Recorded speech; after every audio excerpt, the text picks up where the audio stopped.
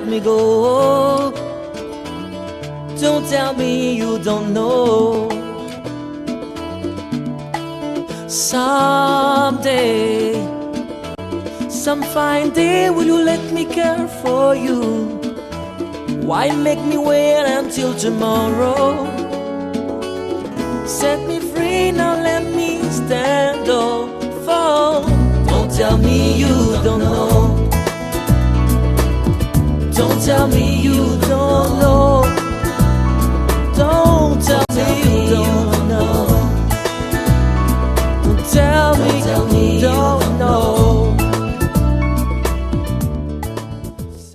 C'est une grande joie pour nous de vous retrouver encore aujourd'hui pour notre rendez-vous derrière le masque. Et le numéro d'aujourd'hui répond à vos emails. Vous avez demandé à ce que nous puissions recevoir pour vous aujourd'hui le prophète Joël Francis Tatou, à qui nous disons directement bonjour. Bonjour Madame Nicole. Comment s'est présentée vos journées, prophète, avant l'invention de Facebook? Waouh, nous sommes derrière les masques, évidemment. Vous savez, les journées en général se répartissent en 3 parties. Nous avons 8 heures de sommeil, 8 heures de travail et 8 heures dans diverses autres occupations. Et comme tout être humain, mes journées seraient présentées comme telles. Et puisque je suis serviteur de Dieu et appelé au ministère à temps plein, mes journées étaient réparties comme telles et le temps du travail et même souvent le temps dans les divers était totalement plongé dans l'exercice de mon ministère pour véhiculer le message que le Seigneur m'a donné du réveil du temps de la fin à l'Église. Et jusqu'à ce que je rencontre Facebook et que commence une longue histoire avec Facebook, j'ai trouvé dans ce réseau social un moyen pour moi de pouvoir véhiculer la bonne nouvelle de Jésus-Christ sans pour autant arriver à l'aéroport de Njili. Comment interprétez-vous ce verset biblique qui dit, et je cite, « Jeune homme, réjouis-toi dans ta jeunesse ». Ce verset, comme certains le savent déjà, c'est un verset qui est une interpellation pour la jeunesse. Le Seigneur, d'un côté, permet aux jeunes de s'exprimer pendant cette période de la vie, de jouir de la vie comme étant un don venant de lui. L'Ecclésiaste dit quelque part, d'ailleurs, il dit de se réjouir de la vie avec la femme de sa jeunesse, de jouir de son travail, car c'est un don de Dieu, de faire tout ce qu'on a entre les mains de faire, car c'est Dieu qui nous en donne la force. Bref, l'Ecclésiaste encourage l'homme à pouvoir vivre et à jouir de la vie qui est un don de Dieu, aux jeunes précisément dans ce verset, car c'est un don de Dieu, mais de ne pas oublier de mélanger l'utile à l'agréable, de jouir de sa jeunesse avec une grande conscience du fait que ce n'est que pour un temps, mais que les temps arriveront où nous rendrons des comptes devant Dieu. Donc c'est comme ça que j'interprète un peu ce verset. Comment êtes-vous devenu chrétien? Comment suis-je devenu chrétien? Je suis devenu chrétien, je crois, après avoir été bombardé, je le dirais, avec des prières de plusieurs personnes. Je sais que l'Église Corps du Christ priait pour la grande moisson et pour des âmes qui devraient se convertir. Et je crois qu'il y a des gens qui ont prié même que je ne connais pas. Mais néanmoins, une prière a su faire la différence, 2 d'ailleurs. La prière de ma grand-mère qui a eu à prier pour la conversion de ma mère ainsi que la conversion de tous ses enfants. Et ma mère qui s'est convertie, qui a aussi prié pour ma conversion. Donc je crois qu'avant même le fait que j'ai entendu la bonne nouvelle de Jésus-Christ dans une cellule de prière de notre église à Minzaozone, pendant laquelle un frère a prêché la bonne nouvelle, j'ai fondu en larmes, j'ai ouvert mon cœur, j'ai donné ma vie à Jésus. Je crois que tout n'a pas commencé par là, parce que là c'est tout le monde qui peut en parler, mais je crois que c'est plutôt en amont les prières d'une femme. La Bible déclare que la prière du juste a une grande efficacité. Je suis devenu chrétien, je le crois, à cause de la prière qu'une vieille femme adressée à Dieu pour notre conversion. Et quels sont les critères selon vous pour devenir prophète? Les critères selon moi, selon moi déjà, je ne pense pas qu'il y ait des critères. Ces critères, il y en a. Alors, la seule critère pour devenir prophète, c'est être juste touché par la grâce de Dieu. Nous avons récolté quelques images qui retracent un peu votre biographie. Et c'est avec la grande complicité des membres et je vous invite à les suivre.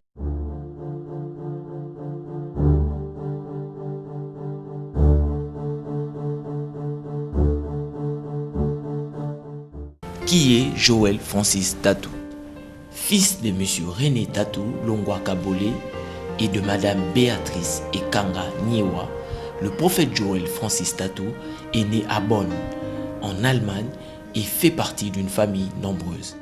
Il est né de nouveau à Kinshasa au mois d'août de l'année 1996 dans le ministère du couple Marcel et Charlotte Bopéa, dans lequel il a continué à grandir spirituellement et d'où il a eu appel au ministère 2 ans plus tard par une parole prophétique dite à son sujet par un apôtre de nationalité française, Messieurs Freddy Descoster.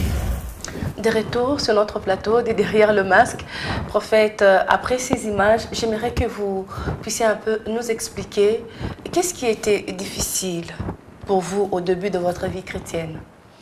Merci beaucoup. Ma plus grande difficulté dans ma vie chrétienne, si je me souviens bien, c'était le fait que, à part que j'ai reçu le Seigneur Jésus comme Seigneur et Sauveur, j'ai avancé pendant quelques mois dans une grande crise d'identité.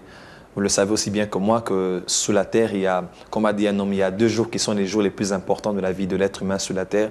Numéro 1, c'est le jour où il est né. Numéro 2, c'est le jour où il découvre pourquoi est-ce qu'il est né.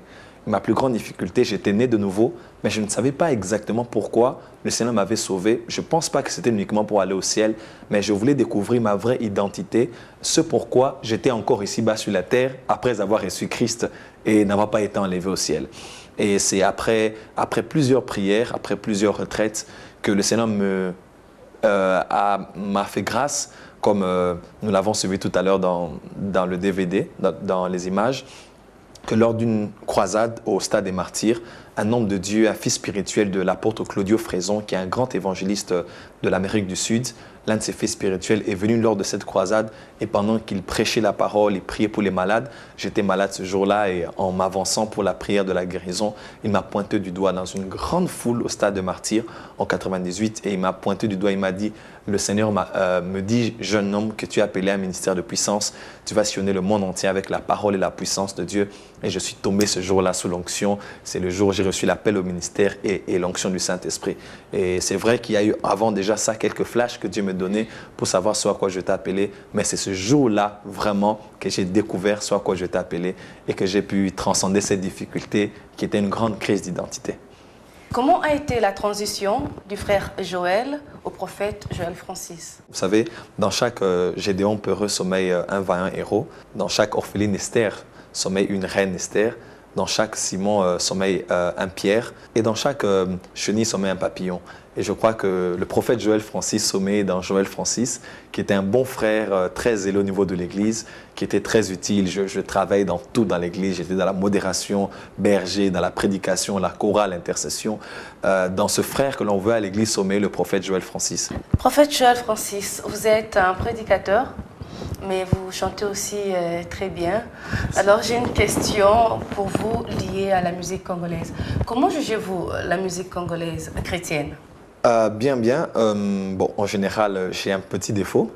La musique congolaise chrétienne, je la consomme beaucoup plus au niveau de l'église et dans nos milieux ecclésiastiques ici. À la maison, je suis plus un peu tenté à écouter la musique américaine chrétienne. Je ne fais point de discrimination parce que Dieu n'a rien à voir avec le fait que ce soit congolais ou américain. Mais en tant que congolais aussi, je dirais que je crois qu'il y a plusieurs qui ont su avancer en alignement avec les desseins de Dieu pour répondre vraiment à un grand besoin au sujet de la musique chrétienne et des besoins qu'il y a dans cette société. Je crois plutôt même que la majorité devrait un peu faire quelques efforts. Je juge la musique congolaise chrétienne comme ayant été un peu plus influencée par ce qui est à la mode. Aujourd'hui, les musiciens chrétiens congolais ont l'impression que pour faire vendre, pour faire intéressant, pour faire interpréter dans les églises, il faut uniquement chanter des cantiques qui vont faire appeler aux gens leurs problèmes, leurs situations, leurs souffrances, leurs peines. Et il paraît que les Congolais aiment ça. Lorsqu'on vous dit « Seigneur, Nasus Kapa, si je souffre », alors là, vous allez avoir des gens qui vont interpréter ça dans les églises. Mais lorsque ce sont des cantiques d'adoration, permettez-moi de le citer, à la Gaël, Adorons l'Éternel, à la Fankumla, ce n'est pas beaucoup de gens qui aiment consommer cela. Et je crois qu'un grand nombre de gens ont compris, mais qu'un plus grand nombre de musiciens chrétiens devraient essayer un peu de s'ajuster par rapport à ça. Et du reste, on les appelle dans les cultes les animateurs. À l'animation, vous aurez le frère Intel. Je crois qu'on doit essayer d'améliorer ça pour redonner la place du sacré à ce ministère-là d'adorateurs et de musiciens. Il nous reste une question avant de commencer notre deuxième rubrique, le témoin. Une toute Petite question, c'est quand la dernière fois vous vous êtes regardé au miroir? Ce matin. Ça s'est passé comment? Ce matin, lorsque je voulais sortir de la maison, je me suis regardé en face. Et je pense que j'ai fait waouh. J'ai dit un peu comme le psalmiste, je bénis Dieu d'être une aussi belle créature. Nous allons regarder maintenant des personnes qui ont accepté J'aimerais bien voir ça. de faire les témoignages concernant le prophète Joël Francis. Merci.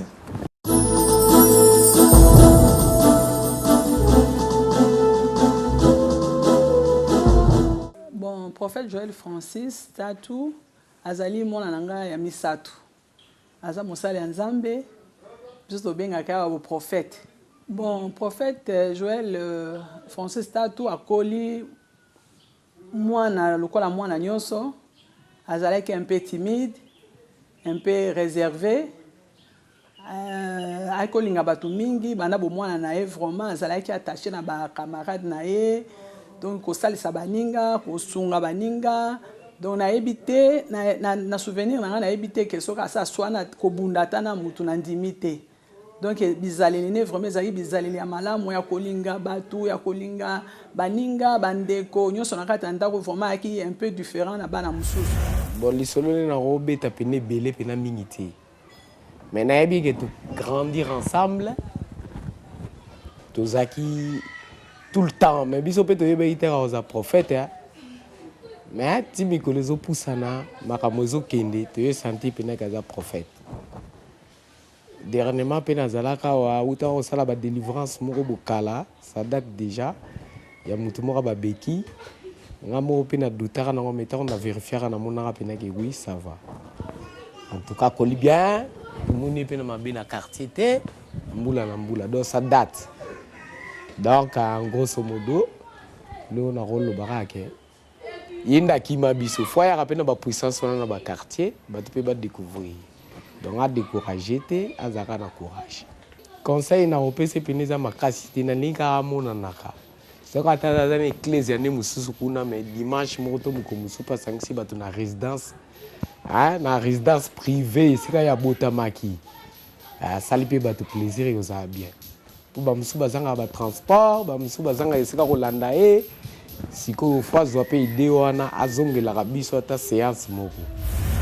Tout ça ine na quartier, tout ça ine dans avenue moko. Na ebi akoli na don akola na ndenge moko boye ya bana ya mobulu te. Akola moi mon calme vraiment donc ndenge na yeba ndo mona nakaki un jour dans l'avenir à Rosa Moussa na Nzambe pe Nzambe pasali ke akoma pe Moussa na Nzambe. Bon, le seul conseil que j'ai c'est comme mon frère l'a dit tout à l'heure. Bon, souvent il doit savoir que nous aussi ses frères du quartier, nous avons besoin de lui. Des fois, il faut qu'il passe, qu'on se voit. Parce que nous aussi, on a des conseils à lui donner en face. Que dire du prophète Joël Francis Tatou? Je me suis converti en 1998. J'ai fait beaucoup de pas dans le Seigneur et jusqu'à ce qu'un jour, je rencontre un homme formidable qui, pour moi, est plus qu'un père. Il m'a montré l'amour que même mon père physique ne m'avait pas montré. En si peu de temps, il a eu confiance en moi. Il a su ressortir en moi des qualités que moi-même j'ignorais. Alors, c'est un homme formidable. C'est vraiment un homme formidable que le corps du Christ devrait connaître, apprendre à connaître vraiment. Je vous jure, je peux vous les attester, que c'est vraiment un homme formidable. Et c'est un chrétien, un homme... Je suis assez près de lui pour savoir comment il vit chaque jour. C'est un homme qui lit quotidiennement sa Bible. Et si je pourrais vous dire quelque chose qui m'a marqué le plus auprès de cet homme, c'est que c'est un amoureux du Saint-Esprit. Le prophète Joël Francis, je ne sais pas où est-ce qu'il a rencontré cette personne de Dieu, où est-ce qu'il a vécu, quel genre d'expérience il a eu. Mais je vous dis que c'est un homme qui aime passionnément le Saint-Esprit.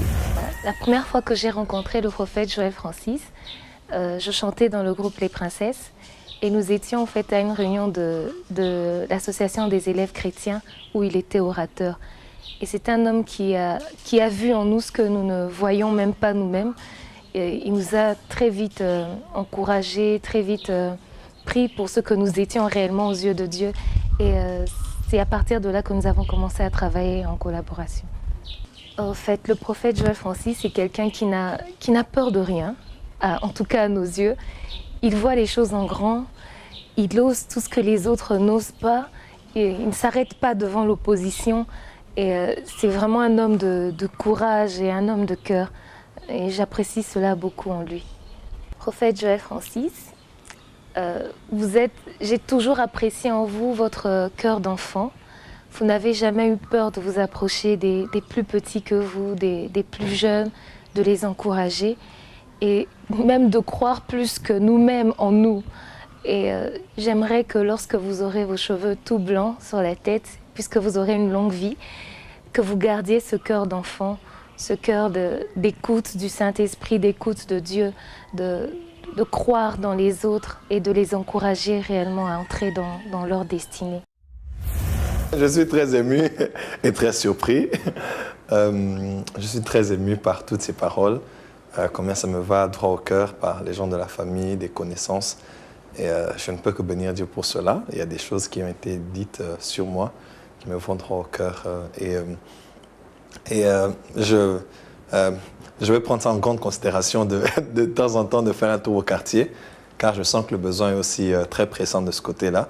Mais sinon, je suis très ému et très touché. Je vous remercie pour vos conseils et pour ce que vous avez pu témoigner envers ma modeste personne. Merci. Quelle attention accordez-vous à votre mère? Ma mère est une personne très, très importante pour moi, très précieuse pour moi. Non seulement que c'est la personne qui m'a mise au monde, mais ma mère, depuis que nous avons perdu notre père, ma mère, nous sommes très rapprochés. Ma mère, donc, c'est ma première partenaire, mon intercesseuse, c'est mon amie. Ma mère, c'est ma confidente. Et je trouve dans ma mère beaucoup de qualités de ce que j'aimerais que nous puissions véhiculer dans notre société congolaise en tant qu'image de ce que doit être une femme dans la société, une responsable, une mère pour les enfants et aussi une épouse pour un mari. Ma mère, c'est une brave femme et qui a un grand sens de sacrifice. Je l'ai vu plusieurs fois, même autrefois, lorsque nous passions par des déserts, par la vallée de Baka. Je voyais ma mère vendre même ses derniers pagnes pour subvenir à nos besoins. Et jusqu'à ce que Dieu lui ait parlé, qu'elle m'ait offert à Dieu comme un sacrifice. Moi, je suis naziréen, donc je n'ai plus une autre vie que celle-ci. C'est avec beaucoup de sacrifices qu'elle m'avait donné au Seigneur, sacrifiant tous les projets qu'elle avait sur moi, d'être certainement médecin, ingénieur, mais me laissant totalement à la disposition de Dieu et de l'Église pour que je ne lui rende pas que des comptes à elle, mais aujourd'hui que je sois redevable à plusieurs pères, à plusieurs conseillers, à plusieurs mentors et au corps du Christ. Donc ma mère, elle est très particulière pour moi et c'est ma mère. Prophète, quel sport pratiquez-vous? Je pratique la natation, autrefois le basketball, mais j'ai eu peur de devenir, d'avoir la même taille que mon frère Dick Mutombo, avec qui j'étais dernièrement ici dans une résidence à ma campagne. Il était tellement long. J'ai béni Dieu de n'avoir pas continué le basket, sinon j'allais être un peu comme lui. Alors je me consacre plus à la natation et c'est la natation que je fais quotidiennement. J'espère que cette question va intéresser beaucoup de jeunes sœurs qui nous suivent. C'est quoi la qualité que vous admirez en premier chez une femme? En premier chez une femme, c'est un choix judicieux. Je pense que c'est la soumission. La soumission est l'une des grandes qualités que j'admire chez une femme. Je considère une femme comme étant un être très fort, doué de beaucoup d'énergie, capable de faire beaucoup de choses. Certains disent qu'elle est capable de bâtir une nation, d'autres elle est capable de renverser une nation, même un géant. Nous avons l'image d'Adam, de Samson et de tant d'autres qui sont tombés à cause d'une femme. Une femme est un être très fort, bien que très fragile aussi. Et la soumission, soumission, sous la mission. Donc une femme soumise est une femme qui est sous la mission pour laquelle Dieu l'a mise ici-bas sur la terre. Et une femme soumise, différemment d'une femme qui n'est pas soumise, une femme qui n'est pas soumise est tellement faible qu'elle est incapable de maîtriser sa force. Mais voyez-vous, une femme qui est soumise, elle est tellement forte qu'elle est capable de maîtriser sa force et de la mettre sous l'autorité d'un homme. Donc, une femme soumise, c'est une femme formidable. Et ceux qui ont été assez rapides ont pu écrire quelque chose concernant cette réponse. Votre destination de rêve, c'est où? Les îles Seychelles, je crois.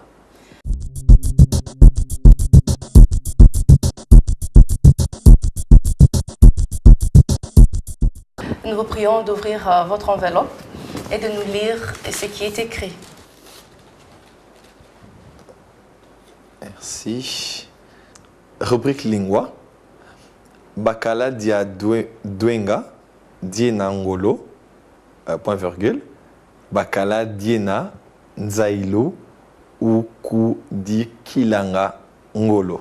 Vous avez eu une idée sur la langue? Le Kikongo, certainement. Ah, bravo. Merci. Et ce qui est écrit en français ou en lingala, si vous pouvez le résumer? Aucune idée, vraiment. Alors, c'est un verset biblique, Proverbe 24, 5. La sagesse d'un homme fait sa force, l'expérience augmente son pouvoir. Gloire à Dieu. Merci. Quelles sont vos difficultés que vous, le prophète, vous rencontrez souvent en République démocratique du Congo? Merci. Je dirais 3 ou 4 choses directement. La première, c'est ce que le Congolais a défini comme étant prophète.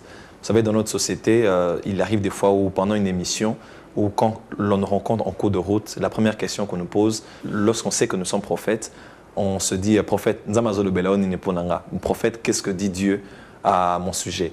Tout celui qui vous voit ne s'attend pas à voir un prédicateur de la parole de Dieu, un homme qui a un message prophétique pour l'Église ou bien pour la nation, pour le temps dans lequel nous sommes. Le Congolais définit souvent le prophète comme étant quelqu'un qui n'a des choses qu'à dire sur votre vie et qui a à les dire à tout moment. Et c'est à cause de cela, je crois, que plusieurs prophètes sont devenus un peu utilisés, exploités pour le bien de certaines personnes qui ont quotidiennement besoin d'entendre des choses de la part de Dieu. La plus grande difficulté que nous avons, en premier lieu, c'est le fait que nous ayons été mal définis. Parce qu'un prophète n'est pas un diseur de bonne aventure. Un prophète, c'est un prédicateur de la parole de Dieu, un messager de la bonne nouvelle qui annonce un message, qui est un message prophétique, mais qui peut aussi parler sur la vie des hommes selon ce que Dieu le dit de dire. La deuxième plus grande difficulté que nous avons dans un contexte comme celui de la RDC, c'est souvent la difficulté que nous avons à nous intégrer dans la mesure où certaines personnes qui aiment entendre des bonnes paroles, des paroles qui leur plaisent, se retrouvent devant certains prophètes qui ont des messages assez durs de la part de Dieu. Vous savez, le prophète n'est pas un homme des hommes, le prophète est un homme de Dieu. Et souvent, nous n'arrivons pas à être acceptés parce que le Congolais, l'homme en général, aime entendre les bonnes paroles. Et lorsque vous venez souvent avec des messages durs, on vous taxe d'avoir un message de condamnation. La troisième plus grande difficulté que nous avons, c'est surtout par rapport à certains de nos prédécesseurs qui, eux, ont exposé devant les hommes un certain type de prophète qui est imprévisible, avare, égoïste, corrompu, amoureux de l'argent, manipulateur. Et lorsque vous venez, vous êtes suscité par Dieu dans un temps comme celui-ci, vu tout ce que les hommes ont déjà dans leur mémoire en tant que mauvais souvenir d'un prophète qui les a volé la télévision à la maison ou bien qui a estorqué de l'argent de leur poche. Tout le monde a déjà des retenues parce qu'on se dit, il vient encore comme tous les autres. Donc, c'est un peu les grandes difficultés que nous avons. Et surtout, dans le corps du Christ aujourd'hui, la plus grande difficulté que nous avons, c'est le fait que le ministère prophétique ne soit pas institutionnalisé. Le ministère prophétique n'est reconnu que dans certains contextes ecclésiastiques, mais vous verrez qu'il y a des ordinations de pasteurs, des ordinations d'évangélistes, mais très rare, vous verrez qu'il y a ordination du prophète. Le ministère prophétique est reconnu encore officieusement, mais officiellement, dans les cérémonies d'ordination, on ne le fait pas encore. Et moi, je prie que l'État arrive où autant que l'on reconnaît le ministère de l'évangéliste et du pasteur, que cela en soit aussi pour le ministère prophétique. Quelle doit être, selon vous, l'aide du gouvernement à l'Église, corps du Christ? Merci bien. Je pense que l'Église est l'allié du gouvernement pour travailler ensemble pour le bien de la population. Le gouvernement devrait aussi s'impliquer dans des aides palpables et tangibles vis-à-vis de l'Église, qui travaille aussi main dans la main avec lui pour faire avancer le bien-être de la population. Quelle est cette phrase négative sur le Congo que vous n'appréciez pas? Congolais linga Congolais te. Quelle est cette blague qui vous fait toujours rire? Je ris d'ailleurs, avant même d'en parler, ça me revient à l'esprit. Dans l'avion, il y a un homme qui est avec sa fille, et sa fille parle anglais, et lui, il ne parle pas anglais du tout. Et l'hôtesse qui vient à ses côtés, qui se penche un peu pour poser la question au monsieur s'il voudrait avoir du thé ou bien du café. Et il dit coffee or tea, can I help you? Do you want coffee or tea? Et le monsieur qui est immobilisé, il a peur de répondre et il regarde sa fille et il dit à la femme, bon, il a bien envie de parler anglais, il a bien envie de parler aussi lingala, alors il mélange les deux, il dit naibitse tsunae. Donc on peut dire, je ne sais pas poser la question, alors c'est un mélange d'anglais, c'est de lingala avec de l'anglais, naibitse tsunae. Prophète, avant de commencer notre toute dernière rubrique, parce que là, vous n'aurez pas droit à vous expliquer, ce sera juste répondre par vrai ou faux, j'aimerais que nous puissions profiter de ce temps pour que vous puissiez nous parler de votre émission. Merci. Ma mission se résume en une phrase, influencer la terre par le réveil de l'Église. Je suis très convaincu par le retour imminent de Christ pour enlever son Église. Je suis très convaincu par le fait qu'il reviendra pas pour prendre une église morte, faible et divisée, mais une église glorieuse, sans tache, ni ride, ni rien de semblable. Et ma mission est celle de préparer alors l'église à ce jour-là et surtout de préparer l'église à jouer le rôle pour lequel Dieu l'a laissé ici-bas sur la terre, c'est-à-dire, numéro 1, gagner les âmes et numéro 2, influencer la société pour la transformer.